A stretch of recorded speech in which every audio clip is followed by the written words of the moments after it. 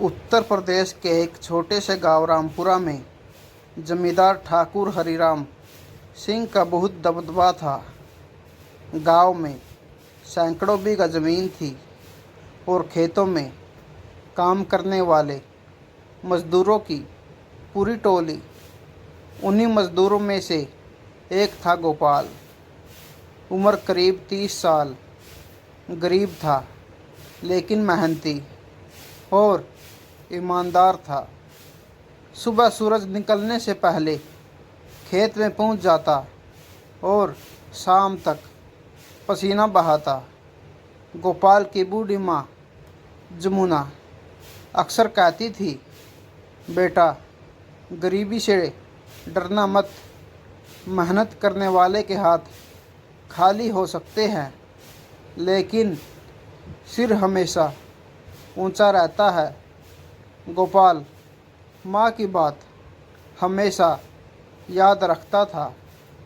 ठाकुर हरिराम की एक ही बेटी थी, गौरी। गौरी शहर में पढ़ी थी और कुछ महीनों पहले ही गांव लौटी थी।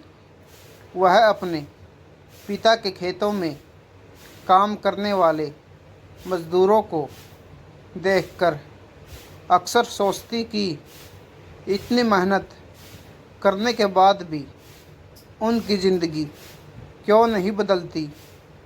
एक दिन उसने देखा कि तेज़ बारिश में भी गोपाल अकेला खेत में खड़ा फसल बचा रहा था। गौरी ने पूछा, तुम घर क्यों नहीं गए? गोपाल मुस्कुराया, फसल हमारी नहीं है लेकिन मेहनत हमारी है। अगर इसे नुकसान हुआ तो मालिक का नुकसान होगा। गौरी उसकी ईमानदारी से प्रभावित हुई। कुछ दिनों बाद गौरी को एक पुरानी संदूकची मिली। उसमें उसके दादा के पुराने कागज़ और कुछ खत रखे थे। एक खत पढ़ते ही उसके हाथ कांपने लगे। उसमें लिखा था कि करीब 20 साल पहले ठाकुर हरिराम के पिता ने एक गरीब किसान रघुनाथ की ज़मीन धोखे से अपने नाम करवा ली थी। रघुनाथ ने विरोध किया था लेकिन गांव छोड़कर जाने के बाद उसकी कभी खबर नहीं मिली।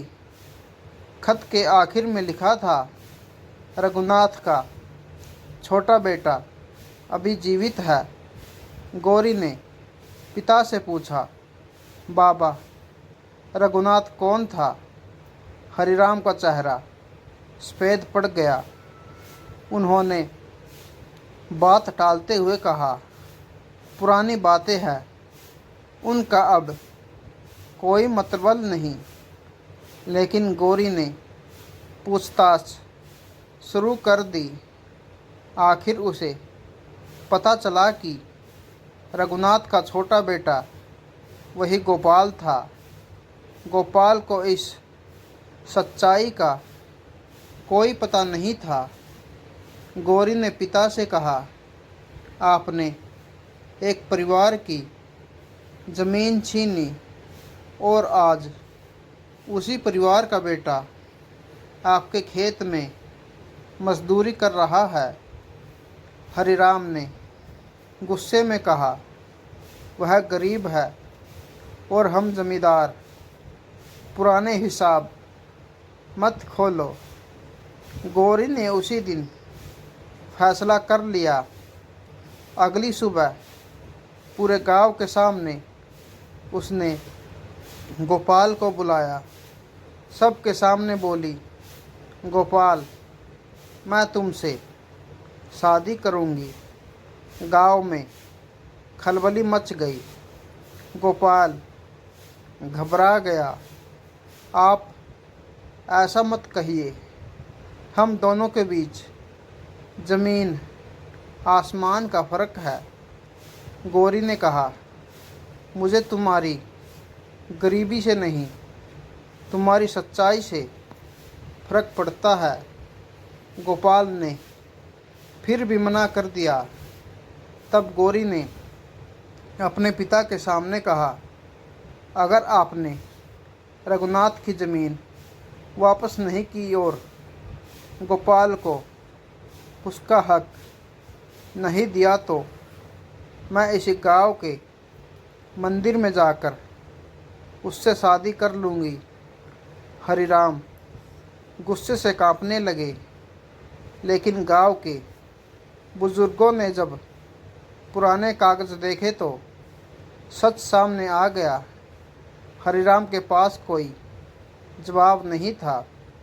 उन्होंने आखिरकार रघुनाथ की ज़मीन गोपाल के नाम कर दी। गोपाल की आंखों में आंसू आ गए। उसने गौरी से कहा, तुमने मुझसे शादी क्यों करनी चाहिए? गौरी मुस्कुराई, मैंने तुम पर कोई एहसान नहीं किया। मैंने सिर्फ तुम्हारा हक वापस दिलाना चाहा है। शादी का फैसला तुम्हारा होगा। गोपाल ने कुछ देर चुप रहने के बाद कहा, अगर तुम्हें मेरे गरीब होने से कोई परेशानी नहीं तो मुझे तुम्हारे अमीर होने से भी कोई परेशानी नहीं। दोनों ने गांव के मंदिर में सादगी से शादी कर ली। शादी के बाद गौरी ने अपने पिता से कहा, बाबा, ज़मीन वापस करना ही काफ़ी नहीं। जिन मज़दूरों ने आपकी ज़मीन पर सालों काम किया है, उन्हें भी उनका उचित हिस्सा और सम्मान दीजिए। हरिराम ने पहली बार बेटी की बात मानी। कुछ सालों में उनके खेतों में काम करने वाले मज़दूरों की हालत बदलने लगी। गोपाल ने खेती संभाली और अपनी मेहनत से गांव का सम्मानित किसान बन गया। एक दिन जुमना ने गौरी से कहा, बेटी, तू हमारे घर बहू बनकर नहीं आई, तू हमारे घर का खोया हुआ सम्मान वापस लेकर आई है। गौरी की आंखें भर आई और गांव के लोग आज भी कहते हैं, रिश्ते अमीरी और गरीबी से नहीं,